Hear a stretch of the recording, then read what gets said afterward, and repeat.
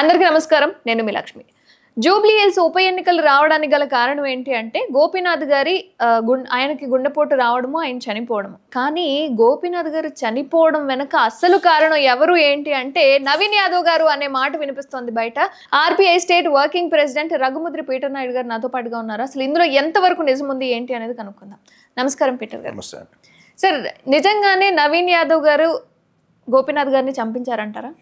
మనం చూస్తూ ఉంటామండి, ఫోటో ఒక న్యూస్ అనేది బాగా వైరల్ అవుతా ఉంది. దీనిలో మళ్ళీ ఎంతవరకు వాస్తవాలు ఉన్నాయి, ఎంతవరకు వాస్తవాలు లేవు అనేది ప్రజలు గమనిస్తూ ఉన్నారు. రెండోది, ఇప్పుడు ఇది చనిపోయిన విషయము మనము కొద్దిగా లోతుల్లోకి వెళ్ళి చూస్తుంటా కూడా వాళ్ళ యొక్క ఫస్ట్ మిస్సెస్ కానీ, దాని తర్వాత వారి అమ్మగారు కానీ, వారు వెళ్ళి రాయదుర్గం పోలీస్ స్టేషన్లో కేసులు పెట్టడం కానీ, దాని తర్వాత రకరకాలుగా మనం చూస్తే వాళ్ళు మీడియాలో అనేకమైన స్టేట్మెంట్లు ఇస్తూ ఉన్నారు.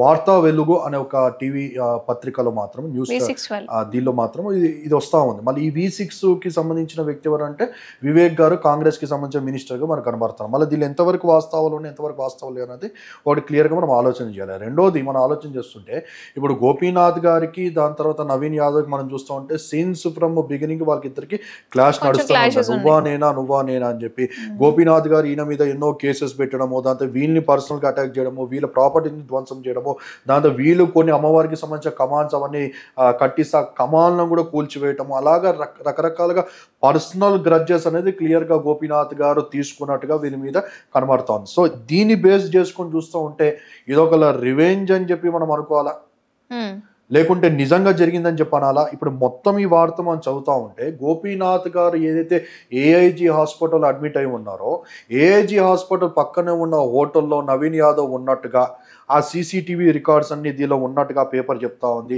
నవీన్ యాదవ్ హాస్పిటల్ లిఫ్ట్లో ఆపరేట్ చేస్తుండగా హాస్పిటల్లో తిరిగినట్టుగా ఈ పేపర్లో ఉన్న కొన్ని కథనాలు మనకి క్లియర్గా కనబడతా ఉన్నాయి. నవీన్ యాదవ్కి సంబంధించిన కొంతమంది వ్యక్తులు కూడా అక్కడ తిరిగినట్టుగా ఈ పేపర్లో ఉన్న విషయం మనకు తెలియజేస్తాను. నేనేమంటానంటే చనిపోయిన వ్యక్తిని ఎలాగైతే మనం బయటికి తీసుకొని రాలేము. అయితే ఇప్పుడు ఈ కేసు ఏదైతే ఉందో ఈ కేసుని ఖచ్చితంగా సిబిఐకి హ్యాండ్ ఓవర్ చేయాలి. సిబిఐ దీన్ని ఎంక్వైరీ పుటప్ చేస్తే నిజాలు ఏమున్నాయితే ఉన్నాయో అని ఖచ్చితంగా బయటకు వస్తాయి. అంటే ఇంత పెద్ద ముఖ్యమైన విషయాన్ని బీఆర్ఎస్ వాడుకోకుండా ఉంటుందా ప్రచారంలో గోపీనాథ్ ని చంపింది అని? ఈ నైట్ ఇప్పుడు వచ్చింది కాబట్టి ఇప్పుడు ఎలా జరుగుతుందంటే అండి, బీఆర్ఎస్ కానీ కాంగ్రెస్ కానీ నువ్వు కొట్టినట్టు చేయి, నేను ఏడిచినట్టు చేస్తానే ఒక కార్యక్రమాన్ని ఇద్దరు కలిసి చేస్తున్నట్టు కనబడతా ఉంది. కేటీఆర్, రేవంత్ రెడ్డి ఇద్దరు దోస్తులు అని చెప్పి నేను ఎన్నోసార్లు చాలా ఇంటర్వ్యూస్లో చెప్పాను. నేను బయటికి వీళ్ళేమంటారంటే బీఆర్ఎస్ బీజేపీ రెండు ఒకటని చెప్పి రేవంత్ రెడ్డి అంటూ ఉంటాడు, కేటీఆర్ ఏమో కాంగ్రెస్ బీజేపీ ఒకటని చెప్పి అంటారు. కానీ వాస్తవం స్టేట్లో గ్రౌండ్ రిపోర్ట్ మనం చూస్తూ ఉంటే నేను అడుగుతా ఉన్నా, ఇప్పుడు ఒకవేళ కేటీఆర్ని ప్రధాన ప్రత్యర్థి అయితే, నీ ప్రధాన శత్రువు అయితే, మళ్ళీ కేటీఆర్ని ఇప్పటిదాకా నువ్వు ఎందుకు అరెస్ట్ చేయలేదు? హరీష్ రావుని ఇప్పటిదాకా ఎందుకు అరెస్ట్ చేయలేదు? కాళేశ్వరం అని చెప్పి రకరకాల స్కామ్ల గురించి మాట్లాడినారు రేవంత్ రెడ్డి. ఈరోజు మళ్ళీ కేసీఆర్ని నువ్వు ఎందుకు అరెస్ట్ చేయలేదు? కనీసం నోటీస్ ఏదో స్టార్టింగ్లో ఏదో కొద్దిగా గడబడులు చేసి అక్కడ ఈడీకి అని చెప్పి లేకుంటే రకరకాల కేసులకు అని చెప్పి నువ్వు పిలిపించినవే, ఇప్పటిదాకా అరెస్ట్ నువ్వు ఎందుకు చేయలేదు? మళ్ళీ నేను అంతకుముందు కూడా ఎన్నో ఎగ్జాంపుల్ చూపెడుతూ కూడా మాట్లాడినాను. ఇప్పుడు ఫినిక్స్ అనే కంపెనీ మనం చూస్తుంటే ఆ ఫినిక్స్కి సంబంధించిన ఎవరైతే క్యాండిడేట్ చుక్కా సురేష్ అనే వ్యక్తి ఉన్నాడో, చుక్కా సురేష్ ఎవరు అంటే కేటీఆర్ యొక్క బినామీగా, ఫినిక్స్ కంపెనీ కేటీఆర్దే కదా. ఆ చుక్కా సురేష్ అనే వ్యక్తి ఫోటో మనం చూస్తే గూగుల్లో కొడితే క్లియర్గా కనబడుతుంది. రేవంత్ రెడ్డి, చుక్కా సురేష్ ఇద్దరు ఒక పెళ్లిలో కూర్చొని ఉంటే రేవంత్ రెడ్డి కాలు మీద చుక్కా సురేష్ ఇలా చెయ్యి వేసి ఇలా ఆనుకొని కూర్చున్న ఫోటో ఎంతో వైరల్ అయింది.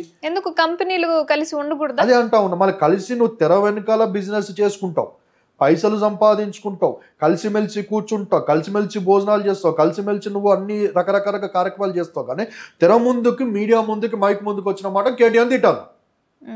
అంటే అందుకే అన్నాను, తెర ముందు ఒక నాటకం నడుస్తుంది, తెర వెనకాల ఒక నాటకం నడుస్తాం.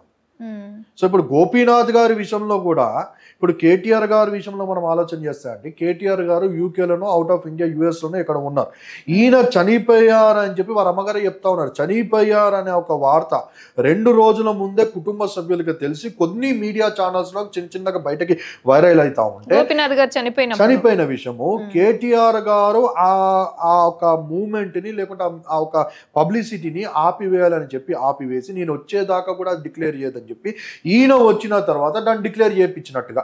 అదేంటి, గోపీనాథ్ గారు చనిపోతే వాళ్ళ కుటుంబ సభ్యులకు సంబంధం అయి ఉండాలి, లేదా వాళ్ళ బంధుమిత్రులకు సంబంధం అయి ఉండాలి. కేటీఆర్కి ఏం సంబంధం అని అంటే ఈయన వచ్చిన తర్వాత లోపలికి వెళ్ళాడు ఏజీ హాస్పిటల్లో. లోపలికి వెళ్ళిన తర్వాత వాళ్ళ తల్లిగారే నిన్న ప్రెస్ మీట్లో కూడా చెప్తా ఉన్నారు, అయ్యా కేటీఆర్ నన్ను చూడనియట్లేదు, నన్ను లోపలికి పోనీయట్లేదు, కొద్దిగా అవకాశం ఇప్పి బాబు అంటే కూడా ఆమెను చూసి తలదించుకొని వెళ్ళిపోయి, మనకి బయటకు వచ్చినా కూడా తలదించుకొని వెళ్ళిపోయి, మాట కూడా మాట్లాడకుండా ఆమెను విష్ చేయకుండా కూడా వెళ్ళిపోయాడు. ఆ తల్లి ఘోష వినిపిస్తూనే ఉంది.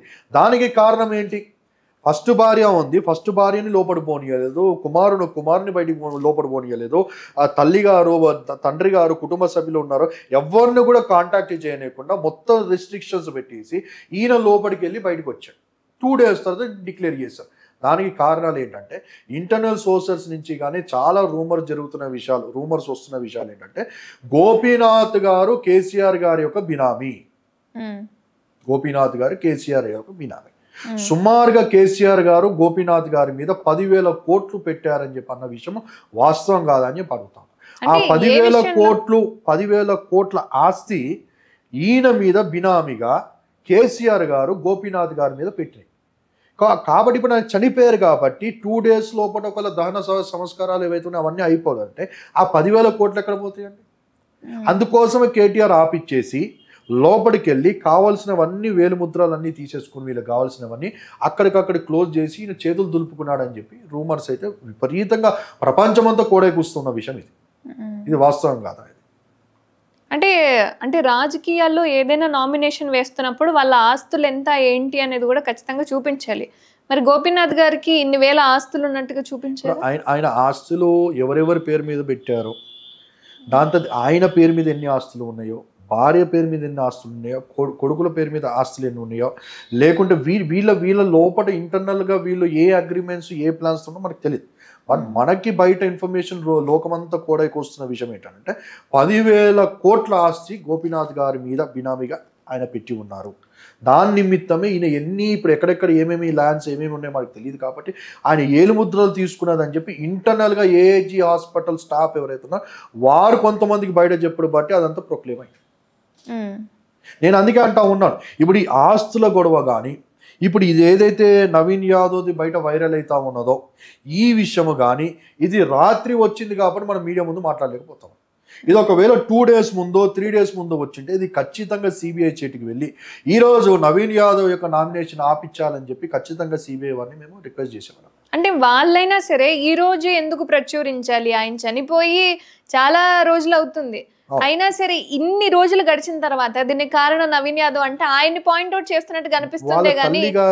తల్లిగారిని కూడా మనం ఆలోచన చేస్తండి, ఇన్ని రోజులు చనిపోయిన వాళ్ళ తల్లిగారు బయటకు వచ్చి ముందే మీడియాలో ప్రెస్ మీట్లో మాట్లాడుంటే బాగుండేది. ఆవిడ మొన్నగాక నిన్న ఒక 5 days 3 days బ్యాక్ వచ్చి ఇప్పుడు ఆవిడ చెప్తున్న ఒక్కొక్క పాయింట్ నన్ను బెదిరించారు. క్లియర్గా ఎమ్మెల్యే పేరు కూడా చెప్పారు, పువ్వాడ అజయ్ గారు నాకు ఫోన్ చేసి తెలంగాణలో అడుగు పెడితే నేను చంపేస్తానని చెప్పి వాళ్ళ భార్యకి కొడుకుకి వార్నింగ్ ఇచ్చినట్టుగా. ఏమవసరము అందుకే అంటుంది. ఇప్పుడు సిబిఐ ఎంక్వైరీ వాళ్ళు ఏ స్టైల్లో చేస్తారో వాళ్ళు చేయనియండి, వాళ్ళకి అప్పచెప్పిన వారు ఖచ్చితంగా తీస్తారు. లోపల కూర్చోబెట్టి 1 to 1 కూర్చున్నప్పుడు వాళ్ళ స్టైల్లో వాళ్ళు తీస్తారు కదా, వాస్తవాలన్నీ బయటకు వస్తాయి. ఇప్పుడు నేను వెళ్ళి ఆ తల్లిగారితో మాట్లాడితే ఆ తల్లిగారికి అంత భరోసా నేను ఇవ్వకపోవచ్చు, అంత ధైర్యాన్ని ఇవ్వకపోవచ్చు. ఎందుకంటే వాళ్ళది గొప్ప ఫ్యామిలీ అన్నప్పుడు నువ్వేంటి అన్నది. ఇప్పుడు సిబిఐ వచ్చి కూర్చొని మాట్లాడితే 100% నిజాలు బయటకు వస్తాయి. వాళ్ళ తల్లిగారే చెప్తాను కదా, నా కొడుకు మరణంలో నాకు అనుమానాలు కనబడతా ఉన్నాయి, క్లియర్గా మీడియా ముందు మాట్లాడారు. దానికి పోలుస్తూనే ఈరోజు ఒక లింక్ మనకు కనబడతా ఉంది, ఇది బయటికి వచ్చినట్టుగా. మళ్ళీ దీనిలో ఎన్ని వాస్తవాలు ఉన్నాయి ఎన్ని అబద్ధాలు ఉన్నాయి అనేది ఈ మరణాన్ని ఖచ్చితంగా సిబిఐ పర్సనల్గా తీసుకొని ఎంక్వైరీ పుట్టప్ చేస్తే మనకి నిజాలు అనేవి ఖచ్చితంగా బయటకు వస్తాయి. అంటే కేవలం గోపీనాథ్ గారి అంటే ఆస్తిపాస్తులను జప్తు చేసుకోవడం కోసం, అంటే కేటీఆర్ గారు షిఫ్ట్ చేసుకోవడం కోసం ఆ 2 రోజులు టైం అడిగారు. మరి అంటే చనిపోయారు కేటీఆర్ గారు చెప్పాలి. ఇప్పుడు వాళ్ళ తల్లిగారే చెప్తా ఉన్నారు కదా, మరణాన్ని ఆపేశారు 2 days దాకా బయటికి చెప్పలేదని చెప్పి. ఎందుకు చెప్పాలి, కేటీఆర్ ఎందుకు ఆపించాడని చెప్పి ఇప్పుడు ఆ తల్లిగారికి తెలుసు, వాళ్ళ భార్యకి తెలుసు, రెండో భార్యకి తెలుసు, కుటుంబం మొత్తానికి తెలుసు. ఫస్ట్ భార్యని ఇప్పుడు అఫీషియల్గా సెకండ్ భార్యతో ఉన్నాడు, ఫస్ట్ భార్యను దూరం పెట్టాడు కాబట్టి ఇప్పుడు ఈయన ఎవరికి ఎక్కువ ప్రిఫరెన్స్ ఇస్తున్నాడో ఆబ్వియస్లీ పార్టీ కూడా ఆబ్వియస్లీ వాళ్ళకి అటాచ్ ఉంటుంది, వాళ్ళకి ఆబ్వియస్లీ వాళ్ళు కూడా వెయిటేజ్ ఇస్తారు. ఫస్ట్ భార్యను దూరం పెట్టాడు, పార్టీలో ఎప్పుడు కలుపుకోలేదు, ఫస్ట్ భార్యకి అంత ప్రిఫరెన్స్ ఇవ్వలేదు, అమ్మకంత ప్రిఫరెన్స్ ఇవ్వలేదు, అంత వెయిట్ ఇవ్వలేదు. గోపీనాథ్ గారు అంటే సునీతమ్మ కుమార్తెలు అన్నట్టే ఉంది కాబట్టి ఆబ్వియస్లీ పార్టీ కూడా వాళ్ళు అటాచ్ ఉన్నారు కాబట్టి వాళ్ళని వెల్కమ్ చేస్తుంది, వాళ్ళకి టికెట్ ఇస్తుంది. అండ్ చనిపోయాడు అని చెప్పడానికి ఏమైంది అనేది నా అభిప్రాయం. లైక్ చనిపోయిన తర్వాత ఏ వ్యక్తి అయినా లైక్ ఏ ముద్రలైనా సరే అంతే ఉంటాయి, లైక్ అవి డెత్ చచ్చిపోతాయి, ఆ చేతిలో ఉన్న సెల్స్ ఏవైతే ఉన్నాయో చనిపోతాయి.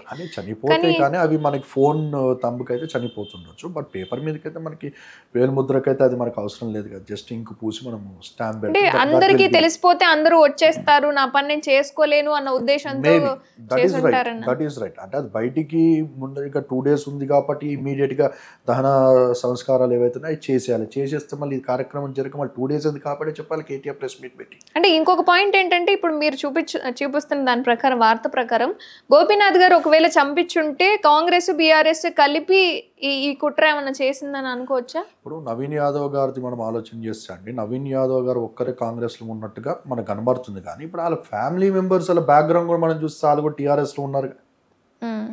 టీఆర్ఎస్ లో కొంత మినిస్టర్లే ఉన్నారు, నవీన్ యాదవ్ యొక్క ఫ్యామిలీస్ లో బంధువులు ఉన్నారు కదా.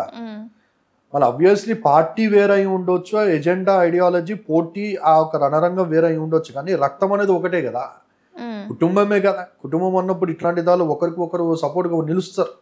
అక్కడి నుంచి కూడా కనిపించకుండా ఈయన గెలవాలని చెప్పి అవతల వారు కూడా కోరుకుంటారు. అంటే మీరు అంటున్న దాన్ని బట్టి థర్డ్ పర్సన్ అయినా సిబిఐ ఖచ్చితంగా ఇన్వాల్వ్ కావాలని చెప్పి నేను ఈరోజు కోరుతా ఉన్నాను, డిమాండ్ చేస్తాను. సిబిఐ కానీ ఖచ్చితంగా ఇందులో ఇన్వాల్వ్ అయ్యి ఈ కేసుని కానీ ఖచ్చితంగా వాళ్ళు సీరియస్గా పర్సనల్గా తీసుకొని తరోగా వారు ఒకవేళ దీన్ని డ్రైవ్ చేయగలిగితే 110% కేటీఆర్ యొక్క ఆలోచన కానీ హస్తం ఏముంది. నవీన్ యాదవ్ మళ్ళీ ఈ పేపరు ప్రకటన ఏంది, మళ్ళీ నవీన్ యాదవ్ ఈ పేపర్ మీద స్పందించాలి కదా ఇమీడియట్గా. ఇది అంత సోషల్ మీడియాలో వైరల్ అవుతా ఉన్నప్పుడు నవీన్ యాదవ్ ఖచ్చితంగా ప్రెస్ మీట్ పెట్టి ఈ విషయంలో మాట్లాడాలి. ఇప్పుడు ఎలక్షన్ ముఖ్యమా ఆయనకి, లేకుంటే ఈ విషయం ముఖ్యమా అని అడుగుతా ఉన్నాను నేను. ఆయన ఇప్పటిదాకా ప్రెస్ మీట్ కానీ ఎక్కడ కూడా మీడియాలో మాట్లాడట్లేదు. అంటే మీరు అంటున్న దాన్ని బట్టి ఇప్పుడు బీఆర్ఎస్ కూడా లైక్ సునీత గారికి టికెట్ ఇవ్వడం అనేది, లైక్ ఆమెకి బ్యాక్గ్రౌండ్ లేదు, రాజకీయ పరంగా నిలదొక్కగలుగుతారా లేదా అన్న క్లారిటీ కూడా ప్రజల్లో లేదు.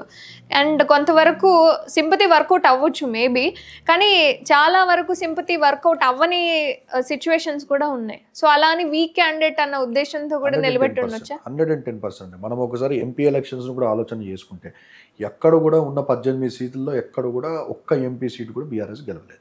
ఫర్ ఎగ్జాంపుల్ సికింద్రాబాద్ తీసుకుందాం మనము. సికింద్రాబాద్లో ఎవరు గెలిచిందంటే కిషన్ రెడ్డి గారు గెలిచారు. అక్కడ ఏ క్యాండిడేట్ని పెట్టారు? దానం నాగేందర్ అనే ఒక వ్యక్తిని తీసుకుపెట్టి లాస్ట్ మూమెంట్లో తీసుకొచ్చి టైం లేని పరిస్థితులు తీసుకొచ్చి నిలబెట్టారు. దానం నాగేందర్ ఎవరు? బీఆర్ఎస్ పార్టీ నుంచి వచ్చిన కాంగ్రెస్లకు వచ్చిన క్యాండిడేట్. అక్కడ ఆయనకి ఏ బలం ఉంది? ఆయన నియోజకవర్గం వచ్చి ఖైరతాబాద్లో ఆయనకు బలం ఉంది, కానీ సికింద్రాబాద్లో బలం ఎట్లుంటుంది? జనరల్ స్ట్రాటజీ అంటే వీక్ క్యాండిడేట్ని పెట్టించి అక్కడ బీజేపీ క్యాండిడేట్కి మేలు చేయలేదా? ఈటల రాజేందర్ విషయం, ఇప్పుడు లేడీ విషయమే మనం మాట్లాడతాము. సునీత మహేందర్ రెడ్డి గారు ఉన్నారు. నేను ఎలక్షన్కి 3 months ముందు నుంచి చెప్తా ఉన్నా, సునీత మహేందర్ రెడ్డి గారి పేరు ఎప్పుడైతే వచ్చారో, అమ్మగారి పేరు ఎప్పుడైతే వచ్చో అప్పుడే నేను చెప్పన్నాను, సునీత మహేందర్ రెడ్డి గారి జీవితాన్ని కాంగ్రెస్ వారు ఉట్టిగానే టైం వేస్ట్ చేసి వాళ్ళ జీవితంతో ఆడుకుంటా ఉన్నారు. డమ్మీ క్యాండిడేట్ అయిన బీఆర్ఎస్ పార్టీ అయిన సునీత మహేందర్ రెడ్డి గారికి అక్కడ ఇచ్చి ఈటల రాజేందర్కి, ఎందుకంటే అక్కడ మల్కాజిగిరి నుంచి నేను నిలబడదామని చెప్పి నేను ఆలోచనలో ఉండి నేను సర్వేలు చేయించుకుంటున్నప్పుడు నాకు తెలిసిన విషయము, దాంతో ఆలోచన బయట అందరికీ తెలిసిన విషయం ఏంటంటే వీక్ క్యాండిడేట్ని నిలబెట్టి ఈటల రాజేందర్ని గెలిపించుకోవడానికి కాంగ్రెస్ చేస్తున్న ప్రయత్నము. క్లియర్గా చెప్పాను. ఇప్పుడు కూడా అదే జరుగుతూ ఉంది. టీఆర్ఎస్ బీఆర్ఎస్ కానీ కాంగ్రెస్ కానీ ఇద్దరు చెరి దొంగలే, సమాన దొంగలే. వీళ్ళిద్దరు కలిసి ఆడుతున్న నాటకమే. ఇక్కడ వీక్ క్యాండిడేట్ అంటే ఇప్పుడు మనకి కంటోన్మెంట్ చూస్తూ ఉంటే అండి, కంటోన్మెంట్లో కూడా మొన్న బై ఎలక్షన్ వచ్చిందిగా. బై ఎలక్షన్ అక్కడ ఒక లేడీయే ఉండే అక్కడ ఎమ్మెల్యే, ఆవిడ చనిపోయారు కార్ యాక్సిడెంట్లో. చనిపోతే వాళ్ళ సిస్టర్కి ఇచ్చారు, లాస్యాకి. సిస్టర్కి ఇచ్చినప్పుడు గెలవలేదు కదా. లేడీ సెంటిమెంట్ పెట్టారు, చనిపోయిన సెంటిమెంట్, మళ్ళీ లేడీ కార్డు ప్లే చేశారు, ఆయన కూడా ఓడిపోయారు కదా అక్కడ.